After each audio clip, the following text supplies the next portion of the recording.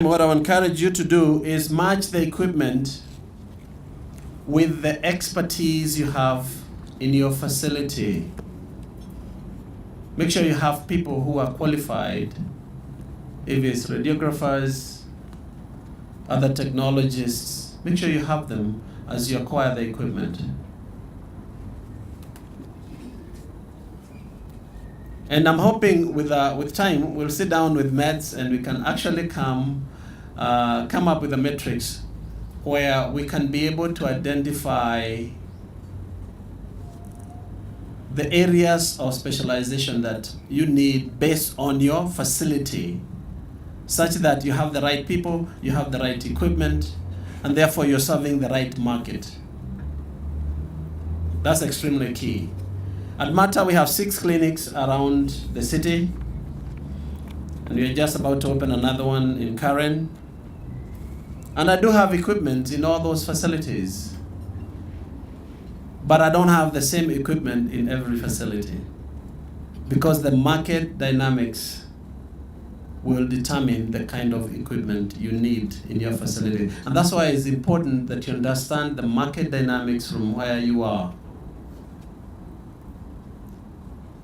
What you need in Kapsabet, in Malindi, in Isiolo might not be the same that you need in Nairobi or somewhere else. What I need at Mata is not the same as what I would need in Buruburu or Lembakasi. So know your market, and you can be able to know your market from analysis of your patient data.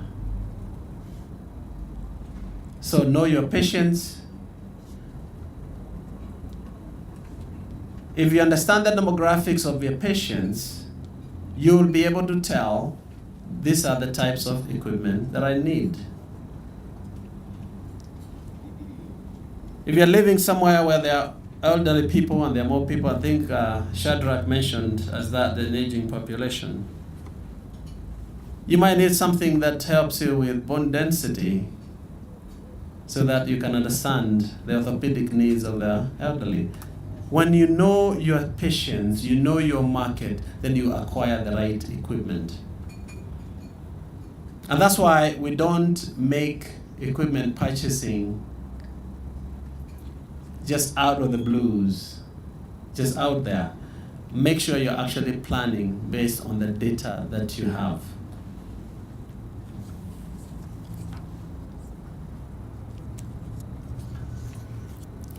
When you talk to your bankers, and that's a plan I'm hoping as we talk to meds and we sit down and see how we can put this together. See how flexible they are in helping work with you. Remember, the triangle on the financing arm is extremely important. And we can never grow organically. It's not possible. Organic growth usually will retard your growth. Organic growth, that means you grow through savings. It's not easy. My brother, I'll tell you, whether you have 50 million to buy one machine, chances are you're going to tell me I don't. But there's a financial institution somewhere that will tell you, now, for this level of commitment, we'll bring that asset to your facility, and then you'll be able to acquire new clients. So we have to think about, how are we growing our business based on our ability to grow organically. That organic growth sometimes will pull you back. That means smart financing is extremely key. We'll be around to answer any of your questions later during the day. But I'm hoping as we work with meds and with our financial institutions and with your boards, because I know we as CEOs, we have to consist our boards in different ways, isn't it? Now, but we have to show them the importance of smartly growing our business by acquiring the right equipment through any of the smart financing solutions that we hope will have by the end of this day. So once again, asante sana, karibuni Mata. I'm your referral hospital for our faith-based organizations, and we're here to serve you as Mata. As we grow, you grow as well. But as we get ideas on how to grow, we should sit down and share those ideas so we can all grow together. God bless you, and I'll be seeing you around during the day. Thank you very much. Okay, big hand for Prof. Thank you so very much. Thank you. Oh, excellent. Thank you. Let's appreciate him once more. Thank you so very much, Prof, for articulating those pertinent issues. And I know we have all picked a point here and there, something which will lead during our discussion time. And you can see the wealth of experience, the wealth of expertise we have within ourselves, that we can just borrow from each other, and together we can go far. So instead of running alone, we called you here just to be together, to give each other warmth, so that as we move, we make this initial step. You are not alone, and you can now encourage your partner. Well, because our next speaker is running a little bit late, had a very committed morning, but he's still joining us. I want now to move on to the other aspect. And I like the challenge about the asset management strategy, the financing models that we will come up with.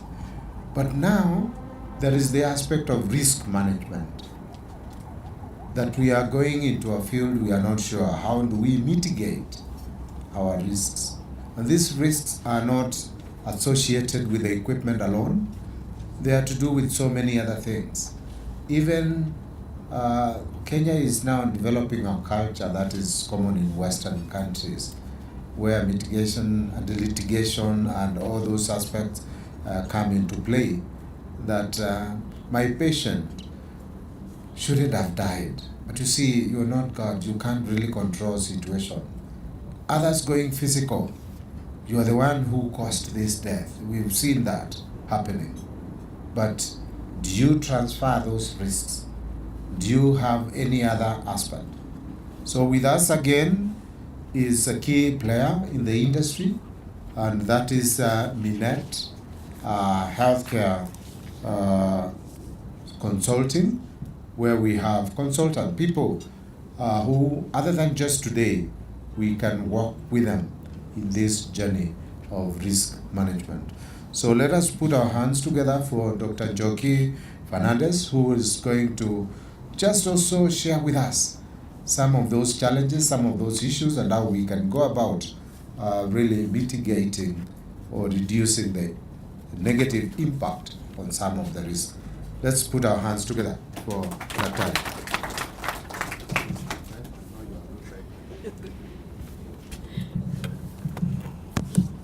Good morning, ladies and gentlemen. He's already harassing me about time. I haven't even started. But it's nice to see all of you.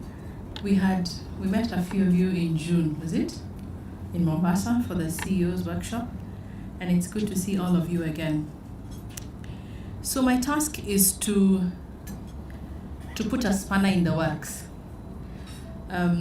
We've all been encouraged and excited to invest in equipment, let's go for it, let's jump into it. But there's always the other side, yeah? What risks are we carrying as institutions? And what can we do to mitigate this risk? I was given a very fancy title for my presentation. He called it Enterprise Risk Management, which is a whole master's degree course, yeah? But simply means that by definition, risk management is